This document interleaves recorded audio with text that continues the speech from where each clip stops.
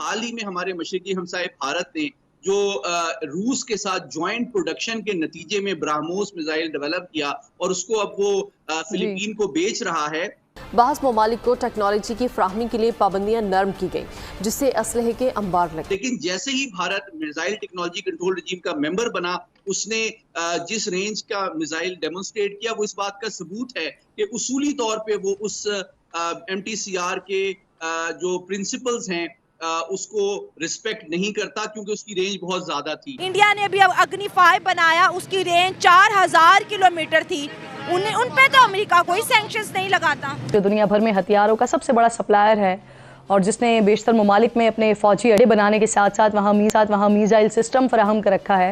India को तो वो बहुत कुछ दे रहे हैं, और जिसका बुनियादी मकसद ही चंद हाथों में इस टेक्नोलॉजी को की इजारादारी बरकरार रखना है और बाकी ममालिक को इसके हुसूल या इस्तेमाल से बाज रखना है। एक तो तारड़ साहब जरा इस पे कमेंट करें कि ये एक तरफ हमारे इत्तेहादी हैं, दूसरी तरफ हमें रोका जा रहा है, इंडिया को इतना प्रेफरेंशियल ट्रीटमेंट मिल रहा है, हम तो बहुत एक डिसएडवांटेजेस पोजीशन में है। इंडिया तो अब अमेरिका से नहीं डरता।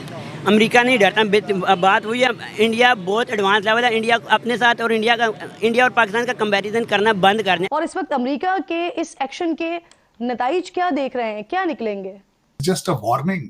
इसके बाद हो सकता है वो उसमें ये भी एक वर्ड इस्तेमाल किया कि मे बी कंट्रीज पे भी सैंक्शंस लग सकते हैं। साहब एक इम्पॉर्टेंट डेवलपमेंट जो कि पाकिस्तान में बड़ी खास देखी जा रही है, और वो ये है कि अमेरिका ने पाकिस्तान पे सैंक्शंस लगा दी हैं।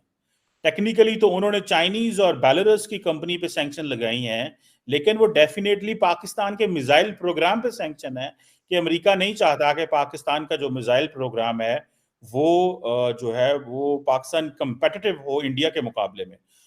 इंडिया को तो वो बहुत कुछ दे रहे हैं, और एक होते हैं तार साहब, उन्हें हम कहते हैं सप्लायर ग्रुप्स। तो ये जो सप्लायर ग्रुप हैं जिसमें मिसाइल टेक्नोलॉजी कंट्रोल रजीम होता है, एक वेसेंजर अरेंजमेंट है, ऑस्ट्रेलिया ग्रुप है, न्यूक्लियर सप्लायर ग्रुप है, बेसिकली पाकिस्तान की जो एक्सेस है वो इन चीजों तक रोकी जा रही है। एक तो तारड़ साहब जरा इस पे कमेंट करें कि ये एक तरफ हमारे इत्तेहादी हैं, दूसरी तरफ हमें रोका जा रहा है, इंडिया को इतना प्रेफरेंशियल ट्रीटमेंट मिल रहा है, हम तो बहुत एक डिसएडवांटेजेस पोजीशन में है। इस पे क्या देखेंगे इन सैंक्शंस के ऊपर? और जो स्टेट डिपार्टमेंट ने तारा साहब वर्ड यूज किया है, उन्होंने कहा ये सैंक्शंस नहीं है, this is to have a positive change in your behaviour. Tara साहब जरा इस पे भी कमेंट कीजिएगा, आप भी बड़े पॉलिटिशियंस को मिलते रहते हैं, डिप्लोमेट्स को मिलते रहते हैं, जरा बताएं क्या हमारे अंदर पॉजिटिव चेंज चाहते हैं। चीमा साहब, मैथ्यू मिलर ने इसका ऐलान किया है, बल्कि जो मुझे डिफरेंट आर्टिकल्स में वो लग रहा है कि this is just a warning.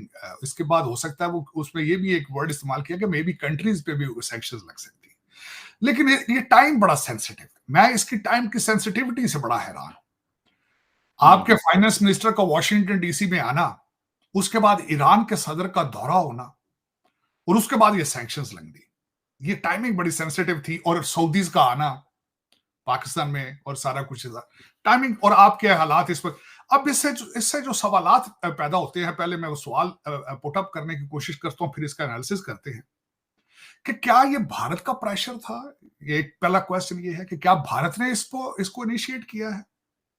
दूसरा सवाल है कि क्या भारत के साथ अमेरिका अपने रिलेशनशिप बेहतर करने के लिए ये कर रहा है। तीसरा सवाल यह है कि क्या ईरान का खौफ मौजूद है, नॉर्थ कोरिया का खौफ मौजूद है, क्योंकि माजी में आपके ऊपर एलिगेशंस थी कि आपने ईरान और नॉर्थ कोरिया को टेक्नोलॉजी ट्रांसफर की है। चौथा क्वेश्चन यह है कि मौका अच्छा है कि ये IMF में फंसे हैं, इकोनॉमिकली कमजोर हैं और जितना दबाया जा सके इसको दबा लेंगे। 4 क्वेश्चन। सबसे पहले तो ये देखने वाली बात यह है कि ये पहला मौका नहीं है पाकिस्तान के ऊपर सैंक्शंस लगाए जाए। पाकिस्तान के ऊपर पहले भी सैंक्शंस लगाई गई थी।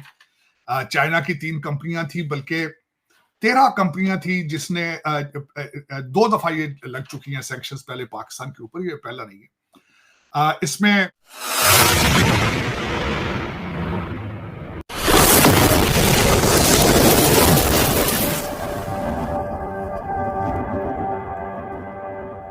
इलेक्शन कमीशन के हवाले से जो नया कानून बनाया है, ये कानून कमीशन की गैर जानिबदारी पर बाकायदा सवालिया निशान लगा देगा। और असदुद्दीन ओवैसी साहब के मुताबिक अगर वोटर्स ये महसूस करने लगें कि ये गैर जानिबदार और न्यूट्रल इदारा नहीं है, तो हमारी जमहूरियती कानूनी हैसियत सवाल निशान बन जाती है, बाकायदा सवाल खड़ा हो जाएगा। अच्छा, उन्होंने इस हवाले से ये भी कहा है कि कानून साजी की जा रही है ताकि एक ऐसा इलेक्शन कमीशन बनाया जाए जो वज़ीर-ए-आज़म मोदी के ज़ेरे साया काम करे। और नाज़रीन, मोदी की जो नहूसत है, नहूसत के ये असरात सामने आए हैं कि इकोनॉमिस्ट इंटेलिजेंस यूनिट, जिसको आप कह लें यू, उसके मुताबिक इंडिया 2020 के डेमोक्रेसी इंडेक्स की आलमी दर्जा बंदी में आपको पता है कौन सी पोजीशन पे चला गया है? 53वीं पोजीशन पर है। और अब इस इलेक्शन कमीशन के ज़ेरे साया भारत में इंतखाबात जो है ना, वो इंतखाबात नहीं होने जा रहे, बल्कि मोदी ने कह लें कि अपनी सिलेक्शन का बाकायदा बंदोबस्त कर लिया। और अगर ऐसा होता है तो ये भारत की बर्बादी का नुक्ता आगाज होगा। मिलते हैं जो मैथ्यू मिलर साहब ने कहा। और यहाँ पे ये भी जरूर बताना चाहूंगा कि अमेरिका ने आपके ऊपर सैंक्शंस लगाई हैं कि आप अभी मिसाइल बिल्ड भी ना करें, लेकिन खुद इजराइल को भी रिसेंटली $3 बिलियन का असला दिया है गाजा के लिए उन्होंने। तो ये अगर देखा जाए तो ये आर्मामेंट की पिलफरेज नहीं है, ये बेसिकली ये जियो पॉलिटिक्स का हिस्सा है, ये जियो पोलिटिकल इसके पीछे मोटिव्स नजर आ रहे हैं। जिसमें साथ एक फैक्ट शीट भी दी गई है इस चीज के साथ, जब उन्होंने इस चीज का ऐलान किया है।